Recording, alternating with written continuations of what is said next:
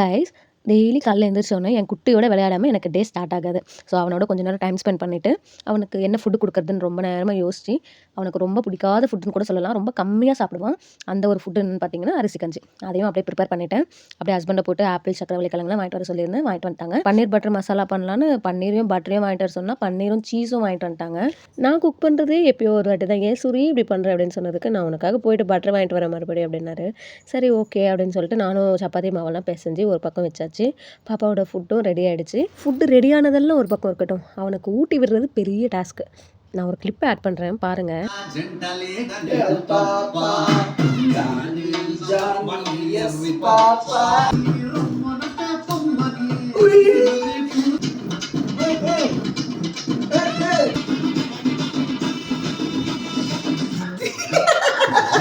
இப்படி தாங்க அவனுக்கு டெய்லி டான்ஸ் ஆடி ஆடி சாப்பாடு ஊட்டிகிட்ருக்கோம்.